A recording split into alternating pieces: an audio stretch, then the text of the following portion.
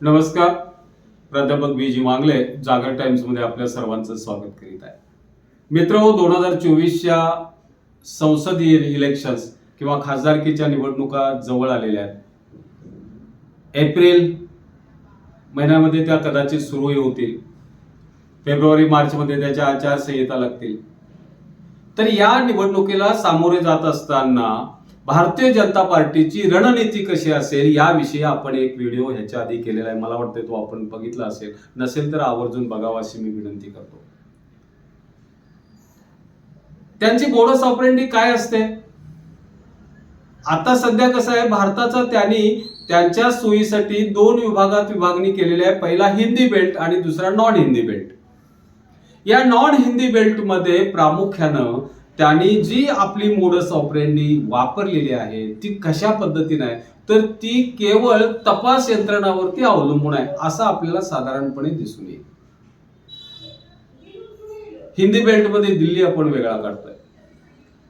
तपास यंत्रणा म्हणजे ईडी, सीबीआय, आयटी रेड्स ह्या सगळ्यांचा इतका मुक्तपणे संचार सुरू आहे सध्या की 2024 लोकसभा इलेक्शन ह्या सुरू आहेत आणि लवकरात लवकर सुरू होणार असं आपल्याला जाणवायलाच लागलेलं आहे. आणि हीच खरी बीजेपीची तयारी आहे असं वाटायला लागलं. काय त्यांचा मोडस ऑपरेंडी आहे?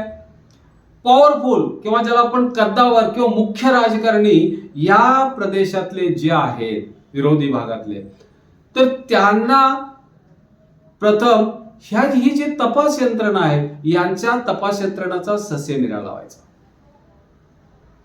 त्यांच्या नोटिसा काढायच्या, त्यांच्यावरती भ्रष्टाचाराचे मोठमोठे आरोप करायचे, ते आरोप मुख्य माध्यमातून हे छापून आणायचे.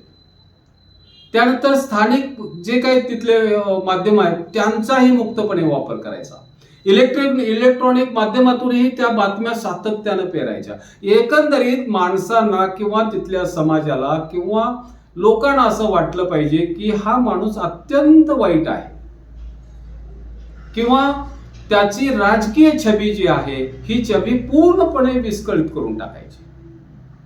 हा माहोल तयार करायचा. ह्या नोटिसा आणि ह्या अशा पद्धतीच्या बातम्या पेरून झालं की मग त्यांना नोटीसच्या पाठोपाठ मग अटक करायची. कोर्टातून त्यांना जेल घ्यायचा आणि तपास अनिश्चित काळासाठी चालू ठेवलाय असं म्हणून त्यांना बऱ्याच काळ त्या जेलमध्ये सडवत ठेवायचं. आता ही जी मोडस ऑपरेंडी आहे, ही मोडस ऑपरेंडी आपण अनेकांच्या बाबतीत या देशामध्ये पाहिलेली आहे. आपण ज्या लोकांच्या वरती सध्या टार्गेट ठेवून काम सुरू आहे, ज्यांना आपण आपल्या केंद्राकडून सत्ताधाऱ्यांना नोटिसा दिल्या, त्यामध्ये प्रामुख्याने आपण असं बघतो शरद पवार आणि त्यांच्या निकटवर्ती महाराष्ट्रातील त्यांना टार्गेट केलं जात आहे. परवाच आमदार रोहित पवार यांच्या कारखान्यावरती रेड टाकण्यात आली. केजरीवालना सातत्यानं नोटिसा दिल्या जात आहेत. दिल्लीमध्ये मनोज सिसोदिया जवळजवळ एक वर्षभर झाला आत जेलमध्ये पेचत पडलेले आहेत. दुसरे त्यांचे खासदार संजय सिंह हे जोरात म्हणजे भ्रष्टाचारावरती बोलत असतात आणि भारतीय जनता पार्टीवरती सातत्यानं आरोप करत असतात. त्यांनाही आत टाकण्यात आलेला आहे. त्यानंतर झारखंड मुक्ती मोर्चाचे मुख्यमंत्री असतील, हेमंत सोरेन असतील, त्यांनाही ईडीच्या सातत्यानं नोटिसा दिल्या जात आहेत. कर्नाटकच्या उपमुख्यमंत्र्यांच्या वरती आहेत. पश्चिम बंगाल तृणमूल काँग्रेसच्या अनेक खासदारांना नोटिसा देण्यात आल्या आहेत. तिथल्या इतर काही कारखानदारांना सुद्धा नोटीस दिलेल्या आहेत. तर हे सगळे प्रकार ज्यावेळेला आपण बघतो, हे सगळे प्रकार आपल्याला ज्यावेळेला लक्षात येतात त्यावेळेला प्रामुख्यानं काही विशिष्ट ठिकाणी म्हणजे कुठले, तर जिथं आपली सत्ता नाही आहे, भाजपची सत्ता नाही, त्या ठिकाणच्या मोठ्या नेत्यांना, प्रमुख नेत्यांना हे टार्गेट केले जात आहे, हे सातत्यानं दिसून येत आहे. बरं, टार्गेट केल्यानंतर काय करतात? एक तर त्यांना भाजपवासी करतात. एक उदाहरण सांगतो, आपल्याला सगळेच माहिती आहे की अजित पवार एनसीपी वरती प्रामुख्यानं असे आरोप केले पंतप्रधान नरेंद्र मोदींनी स्वतः की 70,000 कोटीचा भ्रष्टाचार आहे. ज्या वेळेला अजित पवारांना भाजपवासी झाले, भाजपला त्यांनी पाठिंबा दिला, 41 आमदार घेऊन ते बरोबर भाजप बरोबर त्यांनी अलायन्स केलं, ताबडतोब कुठल्याही प्रकारची चौकशी नाही, काही नाही, बंद सगळं लगेच. म्हणजे 70,000 कोटीचा जो त्यांनी आरोप केलेला जो काय भ्रष्टाचाराचा आकडा होता तो हवेत गेला. खरे खोटे आरोप ते सातत्यानं करतात. दुसरं उदाहरण मी तुम्हाला मुद्दाम सांगतो, महाराष्ट्रातलं सांगतो एवढ्यासाठी. आमदार देशमुख देशमुखांनी 100 कोटी रुपयाचा आरोप केला, त्यांना आज जेल केली, अटक दाखवली, पण त्यांच्यावर आरोप करता येईनात. आरोप काय करायचा मोठा प्रश्न पडला. 100 कोटीचा आरोप ज्यांच्यावरती लावून ज्यांना जेलमध्ये टाकलं होतं त्यांच्यावर शेवटी 22 लाखाचा आरोप करावा लागला. पण त्यांना प्रदीर्घ काळ ही जेल झाली.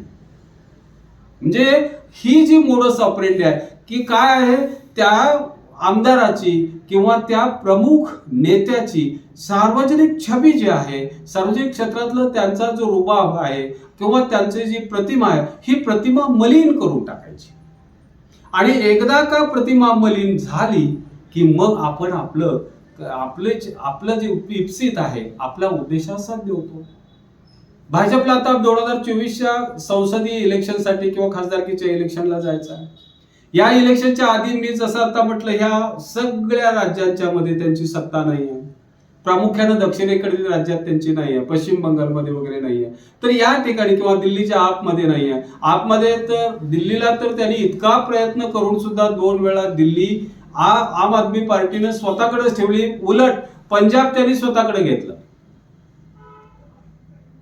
आता 2024ला 2/3 बहुमत आपल्याला प्राप्त व्हावं आणि अशाच पद्धतीचं म्हणजे राजकारण आपल्याला ज्या मन मानेल तसं करता यावं, एवढ्यासाठी त्यांनी ह्या तपास यंत्रणांचा वापर मुक्तपणे करायला सुरुवात केली असं आपल्याला दिसून येतं. आता काहीच दिवस राहिलेले आहे, अगदी काही काळ राहिलेला आहे. म्हणजे लोकसभा इलेक्शन आणि सुरू होण्याच्या पूर्वी काही वेळात तर त्यांच्या डोक्यात आता असा विचार आहे, असं दिसून येतंय त्यांच्या एकंदरीत वर्तनानं, की या तपास यंत्रणांनी एकदा आरोप केले, या त्यांनी नोटिसा बजावल्या, स्थानिक भारतीय जनता पार्टीच्या नेत्यांनी, म्हणजे उदाहरणार्थ कसं आहे, गिरीश महाजन असेल किंवा किरीट सोमय्या असेल, तर यांच्यासारख्या माणसांनी आरोप केले. आरोप केल्यानंतर त्यांना अटक झाली, जेलमध्ये टाकलं, कोर्टाचा आदेश घेऊन जेलमध्ये टाकायचं आणि तो अनिश्चित काळासाठी जेल करायची.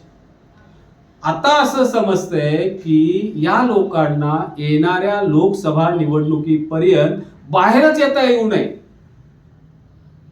आणि बिनबोभाटपणे आपल्याला संसदीय इलेक्शनच्या आपल्या खासदारकीच्या इलेक्शन्स पूर्ण करता याव्यात. हे विरोधक जे आहेत हे जेलमध्ये सडत राहावेत, अशा पद्धतीची मोडस ऑपरेंडी आहे. अशा पद्धती हे सगळं बोललं जात आहे. मित्र, हे जर असं असेल तर हे अत्यंत गलिच्छ पद्धतीचं राजकारण आहे. कारण विरोधक लोकशाही ही केवळ विरोधक विना लोकशाही, या लोकशाहीला अर्थ नाही, आपल्यालाही माहिती आहे. तेव्हा ही लोकशाही एक प्रकारे संपवायचाच हा एक प्रयत्न आहे. अशा पद्धतीनं त्यांची वाटचाल आहे. विरोधक दिसता कामा नये, केवळ आणि केवळ सत्ताधारी भारतीय जनता पार्टी दिसावी, अशा पद्धतीच्या या वर्तनानं लोकशाहीचा लोप होईल. आणि त्यासाठी जनतेनं वेळेत जागृत व्हायला, आणि त्यांनी जर वेळेत जागृत झाली तरच ही लोकशाही टिकून राहील. अन्यथा आपल्याला केवळ आपण जर बघत राहू, विरोधकांना अटक करायला, आपल्या आमदारांना अटक करायला, नेत्यांना अटक करायला, हे जर आपण फक्त बघे म्हणून जर बसलो तर बाकी आपल्याला पुढचा काळ हा अतिशय वाईट आहे. हे कुणीही म्हणजे ज्योतिषाने सांगायची आवश्यकता नाही.